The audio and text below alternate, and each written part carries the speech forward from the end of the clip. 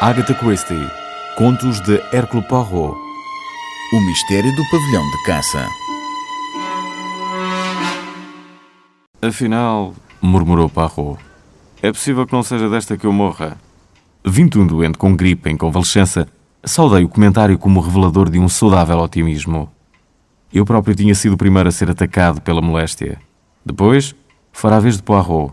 Ele estava agora sentado na cama, apoiado em vários travesseiros, com a cabeça envolvida num chale de lã, e bebericava lentamente um chá particularmente atroz que o havia preparado de acordo com as instruções dele. Os seus olhos pousaram com prazer sobre uma fila de frascos de remédios, impecavelmente ordenados por tamanho, que decoravam a prateleira da lareira. Sim, continuou o meu amigo. Voltarei a ser mais uma vez eu próprio, o grande Hercule Poirot, o terror dos malfeitores. Imagino, mon ami, que saiu um pequeno parágrafo no Society Gossip sobre mim.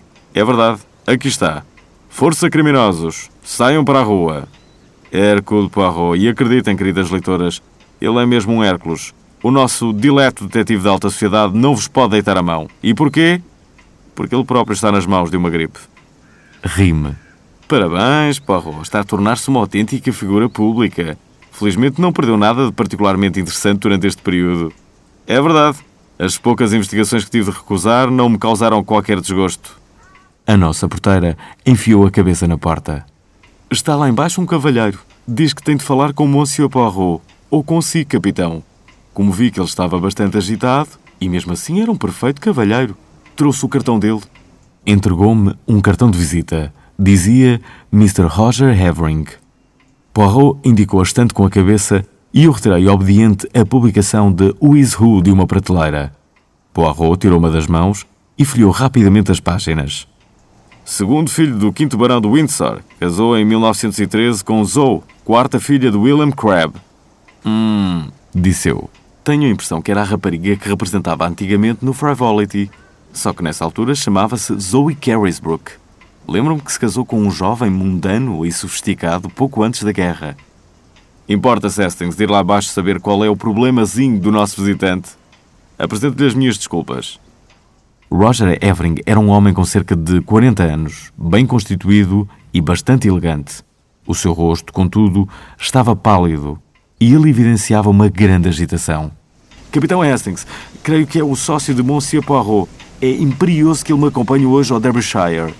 Infelizmente é impossível, respondi. Poirot continua acamado, com gripe. O rosto dele ensombrou-se. Valha-me Deus, isto é um golpe terrível para mim.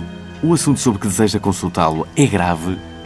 Gravíssimo. O meu tio, o meu melhor amigo que tenho no mundo, foi perfidamente assassinado ontem à noite. Aqui em Londres? Não, no Derbyshire. Eu estava na cidade e recebi um telegrama da minha mulher esta manhã. Mal o recebi, tomei a decisão de vir aqui implorar a Monsieur Poirot que se encarregasse da investigação. Queira desculpar-me um momento, disse eu, assaltado por uma ideia repentina. Corri lá acima e em poucas palavras pus Poirot ao corrente da situação. Ele tirou-me o resto das palavras da boca. Compreendo. Quer ir pessoalmente, não é assim? Bem, por que não? Já deve conhecer os meus métodos. Só lhe peço que me informe diariamente da situação e siga quaisquer instruções que eu lhe telegrafe. Concordei de bom grado com estas imposições. Uma hora mais tarde, estava sentado diante de Mr. Havering, numa carruagem de primeira classe da Midland Railway, que se afastava a alta velocidade de Londres. Para começar, Capitão Hastings, tem de compreender que o pavilhão de caça, para onde vamos e onde a tragédia ocorreu, não passa de uma pequena casa no coração da charneca do Derbyshire. A casa onde residimos fica próximo do Newmarket e, normalmente, arrendamos um apartamento na cidade durante a temporada social. Temos uma governanta que olha pelo pavilhão de caça e que atende perfeitamente às nossas necessidades quando, de tempos a tempos, vamos lá passar o fim de semana. Claro, durante a época de caça, levamos alguns dos nossos próprios criados de Newmarket.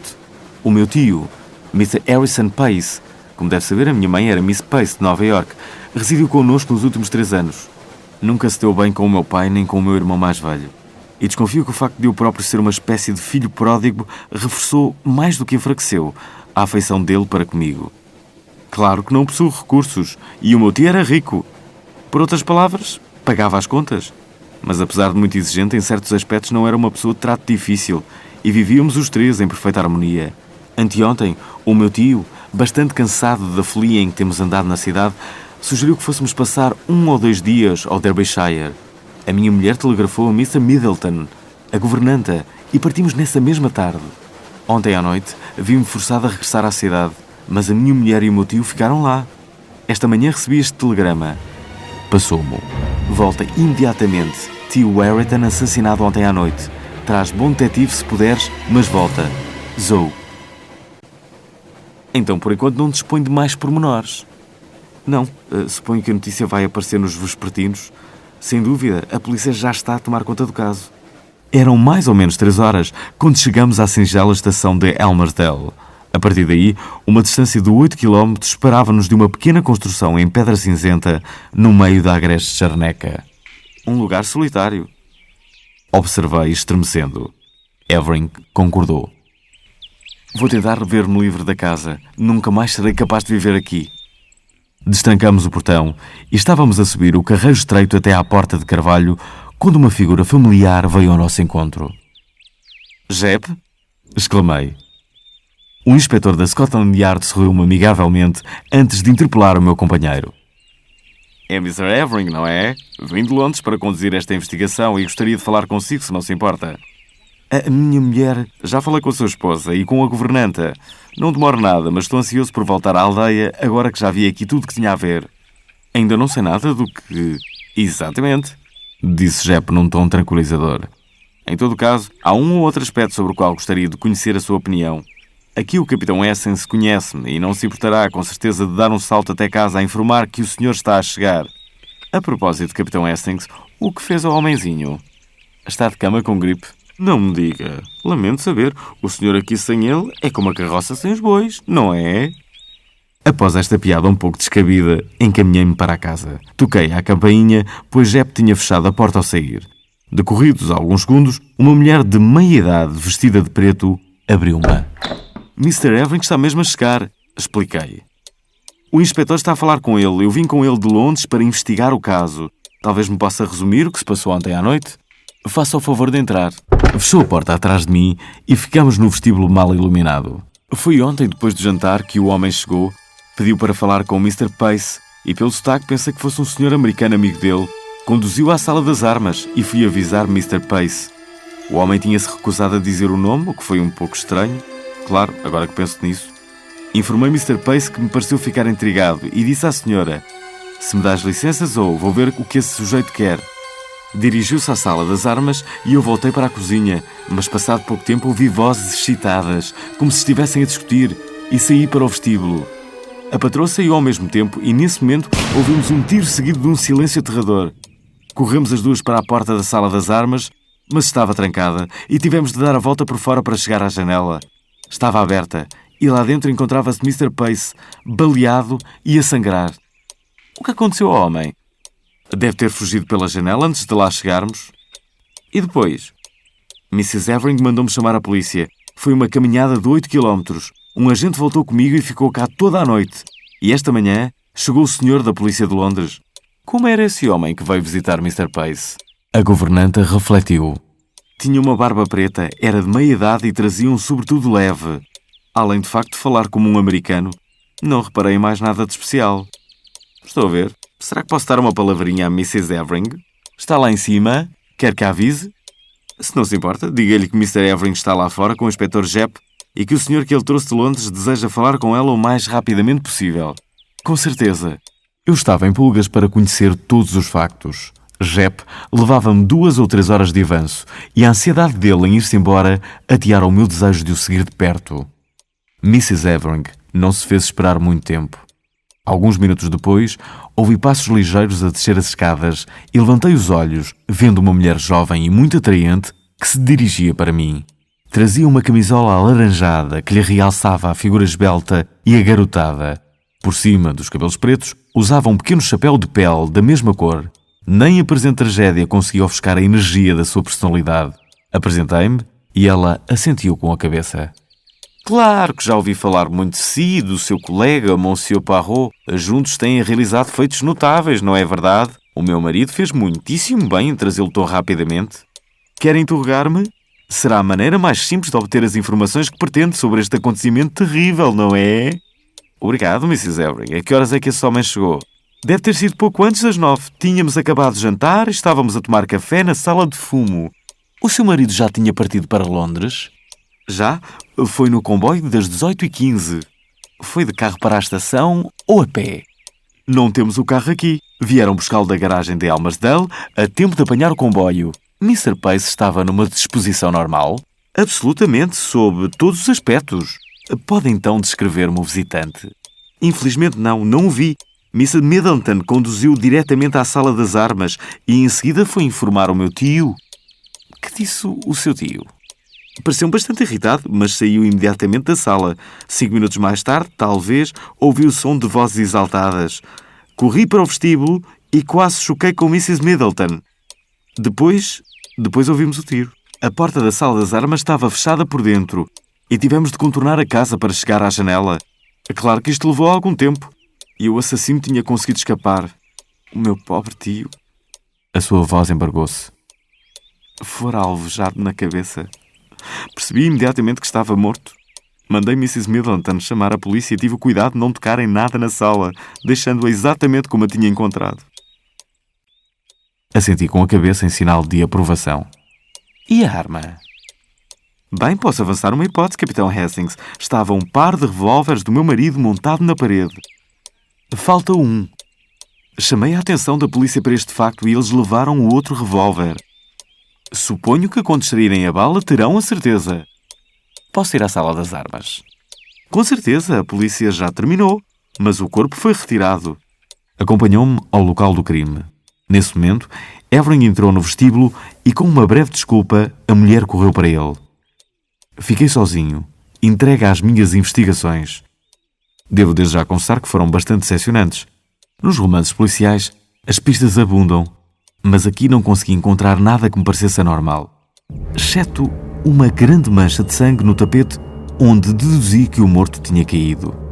Examinei tudo minuciosamente e tirei um par de fotografias da sala com a pequena máquina que tinha levado. Examinei também o solo do lado de fora da janela, mas dava a ideia de ter sido tão pesadamente calcado que achei inútil perder tempo com ele. Não, tinha visto tudo o que o pavilhão de caça me podia mostrar. Devia voltar para Almersdale e contactar Jep. Assim, despedi-me dos Evering e parti no mesmo carro que nos tinha trazido da estação. Encontrei Jep no Matlock Arms e ele conduziu-me de imediato ao local onde se encontrava o cadáver. Harrington Pace era um homem de baixa estatura, magro e bem barbeado, com uma aparência tipicamente americana. Tinha sido alvejado na parte de trás da cabeça e o revólver tinha sido disparado à queima-roupa. Desviou-se momentaneamente, observou Jep, e o outro indivíduo agarrou no revólver e matou-o. Aquele que Mrs. Evering nos entregou estava completamente carregado e suponho que o outro também estaria. É estranho como as pessoas fazem coisas perfeitamente idiotas. Imagine ter 2 revólveres carregados pendurados na parede. Que acha da situação? Perguntei ao sairmos do mórbido compartimento. Bem, comecei por ficar de olho no Evering. Sim, disse ele notando a minha exclamação de surpresa. O Evering tem 1 ou 2 incidentes duvidosos no passado. Quando era aluno em Oxford, houve uma história obscura a propósito da assinatura de um cheque do pai. Foi tudo abafado, claro. Além disso, neste momento está altamente endividado e não podia, dada a natureza das dívidas, pedir ajuda ao tio, ao passo que agora é beneficiário do testamento dele. Disso pode estar certo. Sim, tinha-o debaixo de olho e era por isso que eu queria falar com ele antes dele se encontrar com a mulher. Mas as declarações de ambos coincidem e na estação confirmaram que partiu no comboio das 18h15 que chega a Londres por volta das 22h30. Ele afirma que foi diretamente para o clube e, se confirmarmos esse facto, bem, não podia estar aqui a matar o tio às 9 horas com uma barba preta, não é? Pois, ia perguntar-lhe o que achava dessa barba. Jep piscou o olho. Acho que cresceu muito depressa, durante os 8 km de Almersdale ao pavilhão de caça. Os americanos que conheci andam quase todos bem barbeados. Sim, é entre os amigos americanos de Mr. Pace que temos de procurar o assassino. Interroguei primeiro a governanta e depois a patroa, e as duas histórias batem certo. Mas tenho pena que Mrs. Evering não tenha visto o sujeito. É uma mulher inteligente e pode ter reparado em alguma coisa que nos pudesse dar uma pista. Sentei-me e redigi um minucioso e extenso relatório para Poirot. Pude acrescentar várias informações antes de enviar a carta. A bala fora extraída e provou-se que tinha sido disparada de um revólver idêntico ao que a polícia guardava em seu poder. Além disso, Os movimentos de Mr. Evering na noite em questão haviam sido averiguados e confirmados. Ficara provado, sem sombra de dúvida, que efetivamente chegara a Londres no comboio indicado. Em terceiro lugar, dera-se um desenvolvimento sensacional. Um cavalheiro que trabalha na City, residente em Ealing, ao atravessar Evan Green em direção à estação de District Railway, tinha visto nessa manhã um embrulho em papel castanho enfiado entre os carris. Ao abri-lo, descobriu que continha um revólver. Entregou o embrulho na esquadra da polícia local e, ao fim do dia, provou-se que era a arma que procurávamos, cujo par Mrs. Evering nos tinha dado. Tinha sido disparada uma bala com esse revólver. Acrescentei tudo isto ao meu relatório. Enquanto estava a tomar o pequeno almoço, na manhã seguinte, chegou um telegrama de Poirot. Claro que o homem de barba preta não era o Evering. Só o meu amigo ou o Jep se lembrariam de tal coisa. Envio uma descrição da governanta e da roupa que tinha vestida esta manhã. Faça o mesmo em relação a Mrs. Evering. Não perca tempo a tirar fotografias de interiores. A luz não é suficiente e não tem absolutamente nada de artístico. Pareceu-me que o estilo de Poirot era desnecessariamente espirituoso. Deu-me também a impressão de que sentia um certo ciúme do facto de eu me encontrar no local da ação com todas as facilidades para investigar o caso. O pedido dele de uma descrição da roupa das duas mulheres pareceu-me simplesmente ridículo, mas procurei satisfazê-lo o melhor possível. Às 11 horas, chegou a resposta de Poirot. Diga ao Jep que prenda a governanta antes que seja tarde demais. Atónito, levei o telegrama a Jep. Ele praguejou baixinho. É extraordinário, Monsieur Poirot. Se ele o diz, é porque tem algum fundamento. E eu mal reparei na mulher. Não sei se posso ir ao ponto e aprender, mas vou mandar vigiá-la. Vamos imediatamente até lá observá-la mais de perto. Mas foi demasiado tarde. Mrs. Middleton, essa recatada mulher de meia-idade, que tinha uma aparência tão normal e respeitável, desaparecera sem deixar rastro. Tinha deixado ficar o baú. Este continha apenas peças de vestuário banais. Não havia qualquer pista quanto à sua identidade ou paradeiro. Obtivemos de Mrs. Evering todos os factos que pudemos. Eu contratei há cerca de 3 semanas, quando Mrs. Emery, a nossa anterior governanta, se foi embora. Veio por intermédio da agência de Mrs. Selborne, em Mount Street, uma casa muito prestigiada. É de lá que vêm todos os nossos criados. Mandaram várias mulheres para falarem comigo, mas esta Mrs. Middleton pareceu-me de longe a melhor e trazia ótimas referências. Contratei imediatamente e notifiquei a agência. Custa-me a acreditar que fosse uma vigarista. Era uma mulher extremamente simpática e recatada. Tratava-se realmente de um mistério, embora fosse claro que a própria mulher não podia ter cometido o crime, já que, no momento do tiro, Mrs. Evering estava com ela no vestíbulo, deveria estar, de algum modo, implicada nele, pois que outra razão haveria para se ter posto tão subitamente ao fresco? Enviei um telegrama a Poirot com este último desenvolvimento e sugeri regressar a Londres para conduzir uma averiguação junto da agência de Mrs. Selborne. A resposta de Poirot não se fez esperar. Não adianta averiguar junto da agência. Nunca ouviram falar dela. Descubra que viatura a transportou ao pavilhão de caça quando lá foi da primeira vez. Embora intrigado, obedeci. Os meios de transporte em Almersdale eram limitados. A garagem local dispunha de 2 Ford em mau estado e havia 2 fiacres na estação. Nenhum tinha sido alugado na data em causa. Interrogada sobre o assunto, Mrs. Evering explicou que tinha dado dinheiro à mulher para a viagem até Derbyshire e o suficiente para alugar um carro ou um fiacre para se deslocar até ao pavilhão da caça. Geralmente, um dos Ford encontrava-se na estação para o caso de ser preciso. Tendo ainda em consideração o facto de, na noite fatal, ninguém na estação ter reparado na chegada de um estranho, de barba preta ou com quaisquer outras características, tudo parecia apontar para a conclusão de que o assassino tinha chegado num carro que ficara à espera nas imediações para os dar na fuga e que o mesmo carro transportara a misteriosa governanta ao seu novo posto. Devo referir que as averiguações feitas junto da agência de Londres confirmaram o prognóstico de Poirot. Não constava dos ficheiros deles nenhuma mulher chamada Mrs. Middleton. Tinham recebido o pedido de uma governanta da ilustre Mrs. Evering e haviam mandado várias candidatas ao lugar. Quando ela lhes enviou a comissão contratual, esqueceu-se de mencionar qual a mulher selecionada. Um pouco abatido, regressei a Londres. Fui encontrar Poirot instalado numa poltrona em frente à lareira com um vistoso roupão de seda. Cumprimentou-me muito afetuosamente. Mon ami Hastings, estou felicíssimo por vê-lo. Nutro por si uma verdadeira afeição. E então, Divertiu-se. Andou numa correria constante com o bom do Jep, hã? Interrogou e investigou a seu belo prazer. Poirot, exclamei. Esta história é um mistério indecifrável. Nunca mais o vamos deslindar. Tem razão. Não nos vamos cobrir de glória à custa dele. Pois não, é um osso duro de roer. Bem, nesse capítulo sou muito bom a roer ossos. Um perfeito cão. Não é isso que me atrapalha. Sei perfeitamente quem matou o Mr. Harrington Pace. Sabe, como é que descobriu-o? As suas respostas esclarecedoras aos meus telegramas apontaram-me a verdade. Oh, Hastings, examinemos os factos metodicamente e por ordem.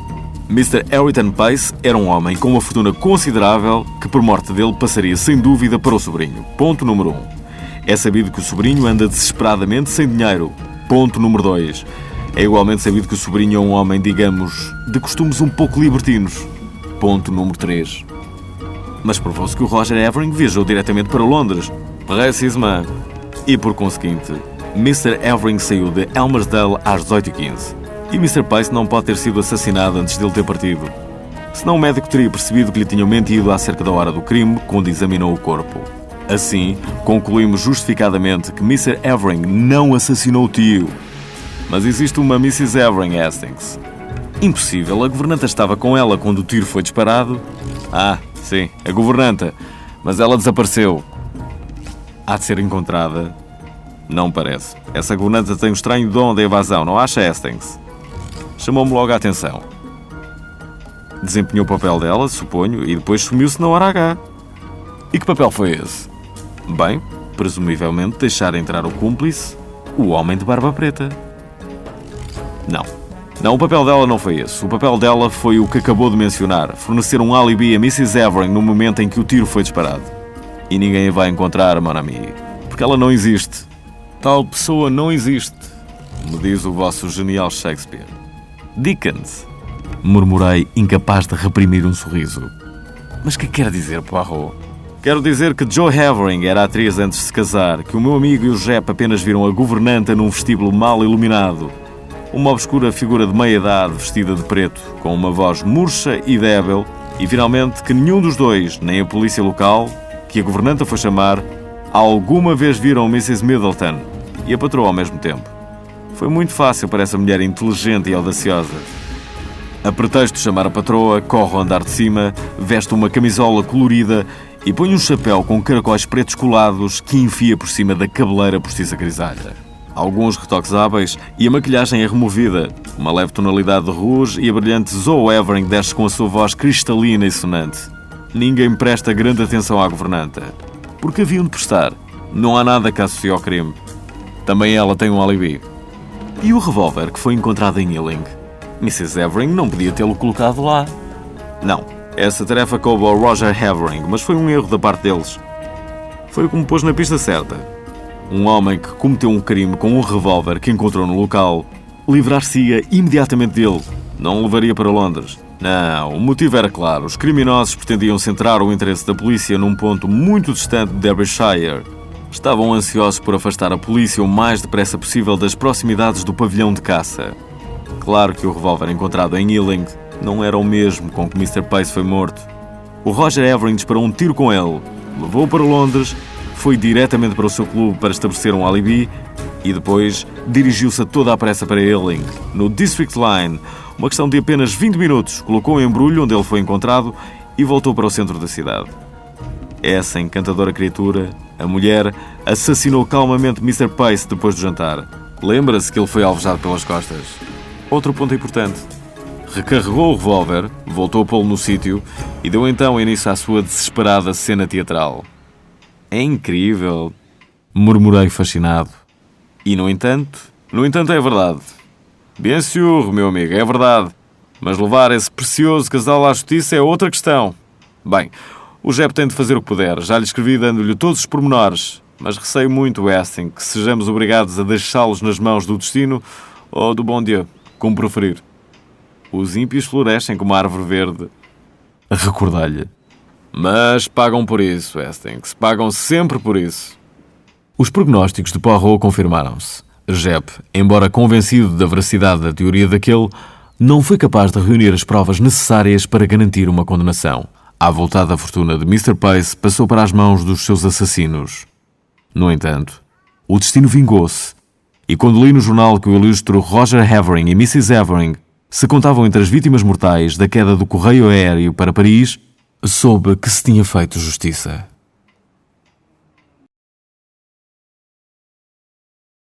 A Expresso Audiolivro apresenta Agatha Christie, Contos de Hercule Poirot. A aventura do aristocrata italiano. Eu e Poirot tínhamos muitos amigos e conhecidos. Entre eles contava-se o Dr. Ocker, um médico nosso vizinho. Era hábito do cordial médico aparecer ao serão para ter uma conversa com Poirot, de cujo gênio era um fervoroso admirador. O médico, um homem franco e extremamente crédulo, admirava-lhe as faculdades tão profundamente diferentes das suas.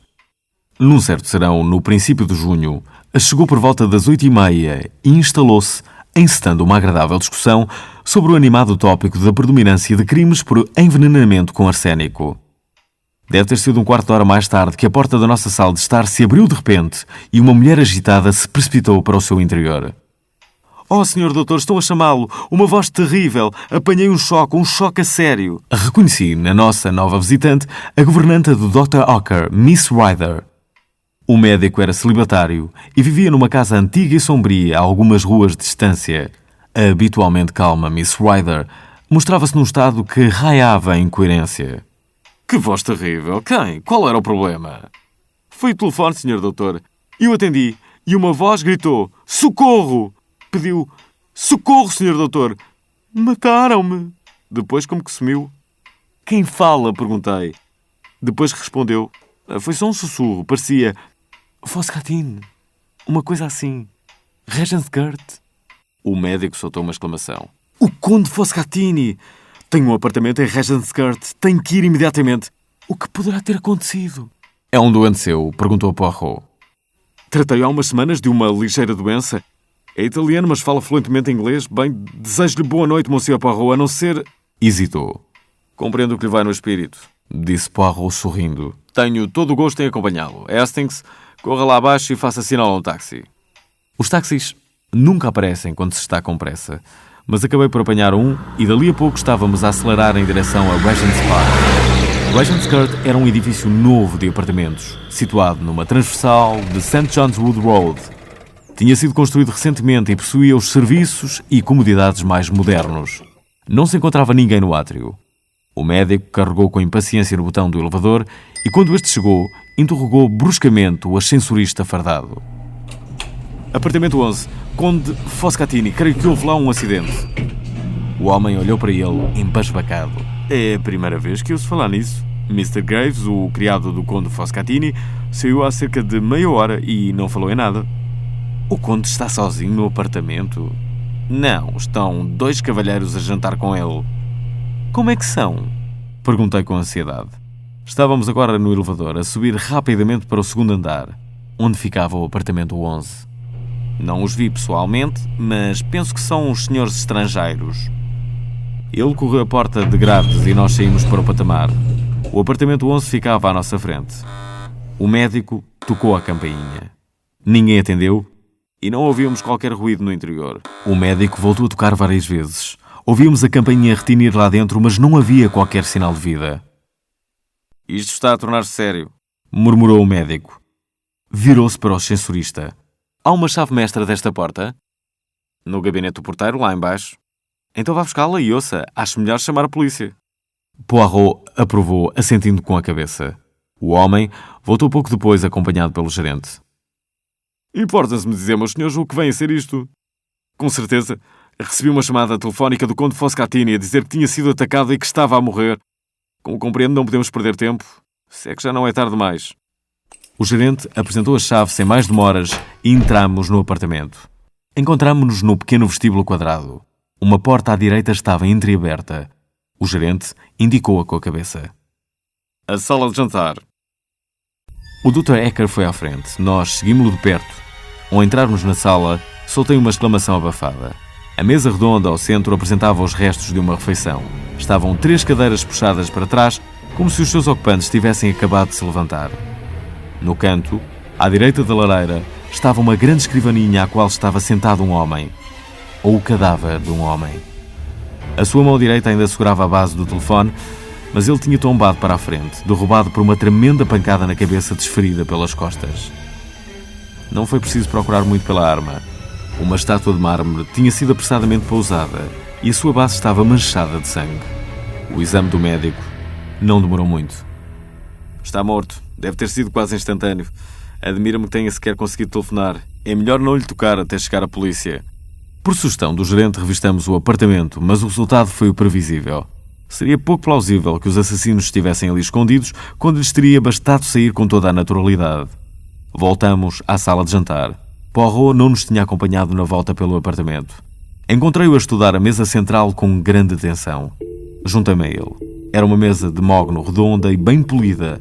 Uma taça com rosas decorava o centro e sobre a superfície reluzente estavam dispostos individuais brancos de renda. Havia uma taça com fruta, mas os 3 pratos de sobremesa encontravam-se imaculados. Havia 3 chávenas com resíduos de café, 2 simples e 1 com leite. Os 3 homens haviam bebido vinho do Porto e o decantador, meio cheio, encontrava-se diante do prato do meio. Um dos homens fumara um charuto, o outro 2 cigarros. Uma caixa de tartaruga e prata, com cigarros e charutos, estava aberta em cima da mesa. Enumerei todos estes factos para mim mesmo, mas tive de admitir que não lançavam qualquer luz sobre a situação. Interroguei-me sobre o que Poirot via neles para se mostrar tão compenetrado. Perguntei-lhe. Mon ami, respondeu. Não está a compreender. Estou à procura de alguma coisa que não vejo. O quê? Um erro, um pequeno erro que seja, da parte do assassino. Dirigiu-se rapidamente à pequena cozinha contígua, passou os olhos por ela e abanou a cabeça. Monsieur, Disse ele ao gerente. explique-me, por favor, como funciona aqui o vosso serviço de refeições. O gerente aproximou-se de uma pequena portinhola na parede. Este é um monta-cargas, explicou. Sobe até às cozinhas no último andar do prédio. Encomenda-se por este telefone e os pratos são enviados para baixo no elevador, um de cada vez. A louça suja é mantada para cima da mesma maneira. Não há preocupações de ordem doméstica, compreende? E ao mesmo tempo evita-se o incómodo de jantar sempre num restaurante. Poirot fez um gesto de assentimento. Então, a louça que foi usada esta noite está lá em cima na cozinha. Dá-me licença que lá vá. Sim, com certeza, se assim deseja. Robert, o ascensorista, leva-o e apresenta-o, mas infelizmente não irá encontrar nada de útil. Eles lidam com centenas de pratos e travessas que hão de estar agora todos misturados. Contudo, Poirot manteve-se firme e juntos visitamos as cozinhas e interrogamos o homem que se ocupara da encomenda do apartamento 11. O pedido foi feito a partir da emenda para 3 pessoas, Explicou. sopa juliana, linguada à normanda, tourne-d'os de vaca e soufflé de arroz. A que horas? Creio que por volta das 8. Não, infelizmente a louça já está toda lavada. É pena, suponho que estava a pensar nas impressões digitais. Não propriamente. Respondeu Poirot com um sorriso enigmático. Estou mais interessado no apetite do conde Foscatini. Ele comeu todos os pratos. Sim, mas é claro que não faço ideia de quanto comeu de cada. Os pratos estavam todos sujos e as travessas vazias. Isto é, exceto o soufflé de arroz. Sobrou bastante soufflé de arroz. Ah, disse Poirot, parecendo satisfeito com o facto. Ao descermos de novo para o apartamento, ele observou em voz baixa. Estamos decididamente a braços com um homem de método. Refere-se ao assassino ou ao conde Foscatini? O último era sem dúvida um homem arrumado. Depois de implorar ajuda e anunciar a própria morte iminente, pousou cuidadosamente o auscultador. Olhei admirado para Poirot. Estas palavras e as suas perguntas recentes sugeriram-me uma ideia. Suspeita de veneno? Murmurei. A pancada na cabeça foi para despistar. Poirot limitou-se a sorrir. Quando voltamos a entrar no apartamento, encontramos o inspetor da polícia local que tinha chegado com 2 agentes. Mostrou-se desagradado com a nossa presença, mas Poirot acalmou-o fazendo referência ao nosso amigo da Scotland Yard, o inspetor Jepp, e assim, com alguma relutância, foi-nos dada autorização para ficarmos. E ainda bem, porque ainda não tinham passado 5 minutos quando um homem de meia idade, muito agitado, se precipitou na sala num visível estado de dor e perturbação. Era Graves, o criado pessoal e mordomo do falecido conde Foscatini. A história que nos contou foi extraordinária. Na manhã do dia anterior, 2 cavalheiros tinham visitado o patrão. Eram italianos e o mais velho dos 2, um homem com cerca de 40 anos, disse chamar-se Signor Ascanio. O mais novo era um rapaz bem vestido com cerca de 24 anos. O conde Foscatini estava à espera da visita deles e mandou de imediato Graves à rua fazer um recado sem importância. Aqui, o homem fez uma pausa hesitante. Acabou por admitir que, curioso com o motivo da conversa, não obedeceu imediatamente, tendo-se demorado por ali na tentativa de perceber o que se estava a passar. Os três homens conversaram num tom tão baixo que ele não alcançou o seu intento, mas captou o suficiente para deduzir que estavam a discutir uma transação monetária que tinha por base uma ameaça. A discussão era tudo menos amigável. No fim, o conde Foscatini levantou ligeiramente a voz e o mordomo ouviu claramente estas palavras. Agora não tenho tempo para continuar a discutir. Se quiserem jantar comigo amanhã à noite, às 8 horas, retomaremos a conversa. Com medo de ser apanhado à escuta, Graves tinha-se apressado a sair para cumprir as ordens do patrão. Esta noite, os dois homens tinham chegado pontualmente às 8. Durante o jantar, conversaram sobre assuntos sem importância: política, o tempo e o mundo do teatro. Quando Graves pôs o vinho do Porto na mesa e serviu o café, o patrão disse-lhe que podia tirar folga nessa noite. Era um procedimento normal da parte dele quando tinha convidados? Perguntou o inspetor. Não, não era. Foi o que me levou a pensar que o assunto que ele ia discutir com esses senhores devia ser muito fora de comum. Graves terminou aqui a sua história. Saíra por volta das 20h30 e, tendo encontrado um amigo, acompanharam ao Metropolitan Music Hall, em Edward Road. Ninguém tinha visto os dois homens sair, mas a hora do crime foi claramente fixada às 20h47. O braço de Foscatini tinha derrubado um pequeno relógio na escrivaninha que parara nessa hora, o que coincidia com o pedido de ajuda recebido telefonicamente por Miss Ryder. O médico da polícia fez o exame ao corpo, que estava agora estendido no sofá. Vi-lhe o rosto pela primeira vez, a pele cor de azeitona, o nariz comprido, o farto bigode preto e os lábios vermelhos e carnudos abertos num esgar, mostrando dentes imaculadamente brancos. Não era, no conjunto, uma fisionomia agradável. Bom, disse o inspetor, apertando o bloco de notas. O caso parece perfeitamente claro. A única dificuldade vai ser deitar a mão a esse Sr. Ascanio. A morada dele estará, por acaso, na carteira do morto. Como Poirot concluíra, o falecido Foscatini era um homem meticuloso. Escrito nitidamente numa caligrafia pequena e precisa estava o seguinte: Sr. Paulo Ascanio, Hotel Grosvenor. O inspetor dirigiu-se ao telefone e, feitas algumas diligências, virou-se para nós com um sorriso. Mesmo a tempo, o nosso homem já tinha saído para apanhar o comboio de ligação com um barco para o continente. Bem, meus senhores, não há aqui mais nada que possamos fazer. É uma história triste, mas perfeitamente clara. O mais certo é ser uma dessas vendetas entre italianos. Dispensados com esta rapidez, descemos para a rua. O Dr. Ocker estava excitadíssimo. Que diz o grande detetive, hein? Perguntou Ocker, dando-lhe uma palmada nas costas. Desta vez o caso não tem nada que possa fatigar as suas células cinzentas. Acha que não? O que é que pode ter? Bem, a janela, por exemplo. A janela? Mas estava trancada, ninguém podia sair por aí. Reparei nisso. E por que é que conseguiu fazer? O médico mostrou-se perplexo. Poirot apressou-se a explicar. É às cortinas que me refiro. Não estavam fechadas. Um pormenor estranho. E depois o café. Era um café muito preto. E o que é que isso tem? Muito preto, repetiu Poirot. Se juntarmos a isso o facto de que foi comido muito pouco soufflé de arroz, o que é que temos? Que disparate, riu o médico. Está a brincar comigo. Eu nunca brinco. Aqui o Essen que sabe que estou a falar muito a sério. Seja como for, não percebo onde quer chegar. Confessei. Não suspeita do criado, pois não. Podia estar feito com os bandidos e ter drogado o café, mas vão de certo verificar o alibi dele. Sem dúvida, meu amigo, mas é o alibi do Sr. Ascanio que me interessa. Acha que ele tem um alibi? É precisamente isso que me preocupa. Não tenho dúvidas de que seremos em breve esclarecidos a esse respeito. Mantivemos-nos a par dos acontecimentos subsequentes através do Daily Newsmanager. O Sr. Ascanio foi detido e acusado de assassínio do conde Foscatini.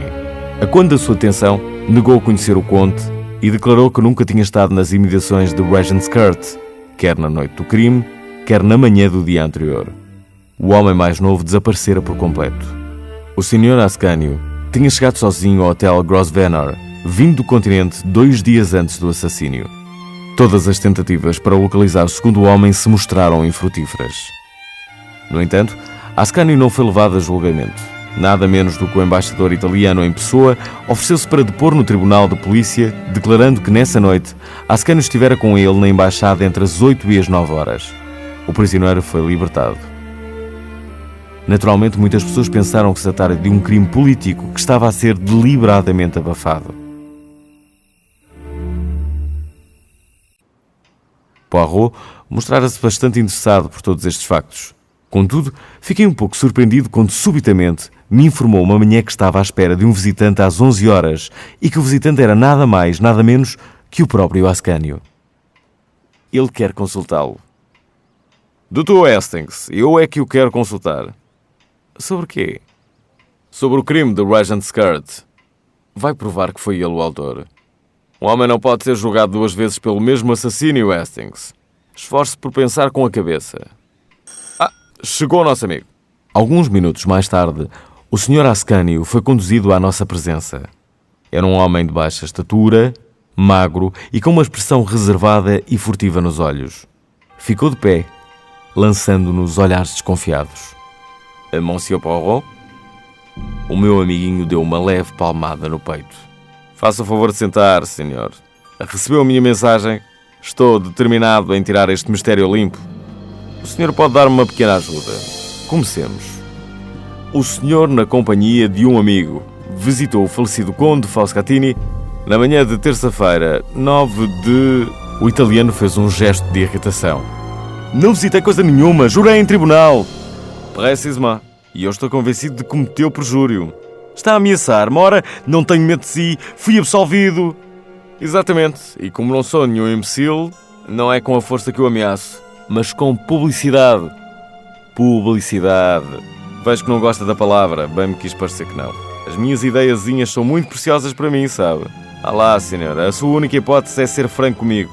Não pretendo saber que indiscrições o trouxeram à Inglaterra nem por quem foram cometidas. Mas uma coisa sei. Veio com o objetivo determinado de falar com o Conde Foscatini. Ele não era conde nenhum, resmungou o italiano. Já me dei conta do facto de o nome dele não figurar no almanaque de Gotha. Não importa. O título do conde é muitas vezes útil na profissão de chantagista. Suponho que mais vale ser franco, o senhor parece estar muito bem informado, disse Sr. Ascanio. Fiz muito bom uso das minhas células cinzentas. Vá lá, Sr. Ascanio, o senhor visitou o falecido na terça-feira de manhã. É verdade, não é? Sim, mas nunca lá fui na noite do dia seguinte. Não havia necessidade. Eu conto de tudo. Esse pativo estava em posse de certos documentos com informações respeitantes a um homem de elevada posição em Itália, pelos quais pedia uma avultada soma de dinheiro. Eu vim à Inglaterra para resolver a questão. Nessa manhã tinha encontro marcado com ele. Um dos jovens secretários da embaixada acompanhou-me. O conde mostrou-se mais razoável do que eu esperava, se bem que a quantia que lhe paguei continuasse a ser exagerada. Desculpe, mas como foi paga? Em notas italianas de valor relativamente pequeno. Paguei-lhe imediatamente o dinheiro e ele devolveu-me os documentos incriminatórios. Não voltei a vê-lo. Por que não explicou tudo isso quando foi detido? A minha delicada posição obrigava-me a negar qualquer ligação ao homem. Como explico então o que se passou no dia seguinte à noite? Só posso pensar que alguém se deve ter feito passar por mim. Tanto quanto sei, não foi encontrado qualquer dinheiro no apartamento. Poirot olhou para ele e abanou a cabeça. É estranho, murmurou. Todos temos células cinzentas, mas muito poucos sabem usá-las. Bom dia, Sr. Ascanio. Acredito na sua história. É mais ou menos como eu imaginava.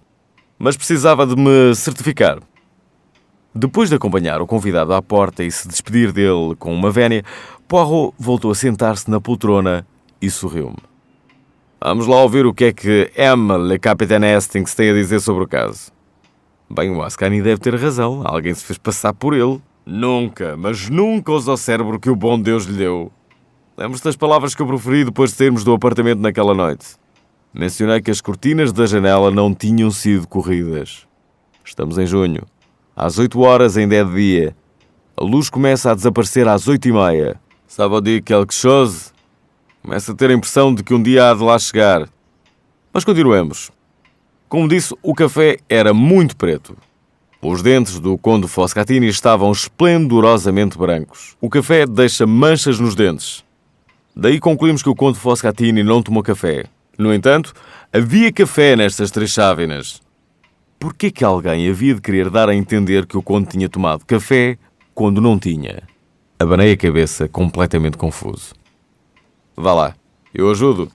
Que provas é que temos que o Ascânio e o amigo, ou 2 homens fazendo-se passar por eles, apareceram no apartamento nessa noite? Ninguém os viu entrar nem sair. Temos a declaração de um homem e os indícios de um monte de objetos inanimados. Que quer dizer? Quero dizer facas, garfos, pratos e travessas vazias. Foi uma ideia inteligente. O Graves é um ladrão e um patife, mas é um homem de método. Houve uma parte na conversa de manhã o suficiente para se aperceber de que o Ascânio vai estar numa posição difícil para se defender. Na noite do dia seguinte, por volta das 8, diz ao patrão que está alguém ao telefone para falar com ele. O Foscatini senta-se, leva a mão ao telefone e o Graves agride-o pelas costas com a estátua de mármore. Depois, apressa-se a encomendar pelo telefone de serviço um jantar para 3. Este chega, ele põe a mesa, suja os pratos, as facas, os garfos, etc. Mas também tem de se desfazer da comida. Não é apenas um homem inteligente, mas tem também um estômago espaçoso. Só que depois de comer 3 tornedós já não consegue ingerir o soufflé de arroz. Chega até a fumar um charuto e 2 cigarros para levar a cabo a ilusão. Sim, senhor. Foi de um rigor magnífico. Depois, adiantando os ponteiros do relógio para as 20h47, espatifa-o para que ele pare nessa hora. A única coisa que não faz é fechar as cortinas. Mas, se tivesse realmente havido um jantar, as cortinas teriam sido fechadas assim que a luz começasse a desaparecer. Depois, apressa-se a sair, mencionando de passagem os convidados ao ascensorista. Corre para uma cabine telefónica e, já muito perto das 20h47, telefona ao médico com o grito moribundo do patrão. A ideia dele é tão bem sucedida que nunca ninguém se lembra de indagar se foi feita alguma chamada do apartamento 11 àquela hora. A não ser Hercule Poirot, suponho, disse eu num tom sarcástico. Nem Hercule Poirot, retorquiu o meu amigo sorrindo. Mas vou indagar agora. Primeiro tinha de lhe provar assim a minha ideia, mas verá que não me enganei. E depois o Jep, a quem já dei umas pistas, poderá prender o respeitável Graves. Gostava de saber quanto dinheiro é que ele já gastou. Poirot tinha razão. Tem sempre. Diabos o levem.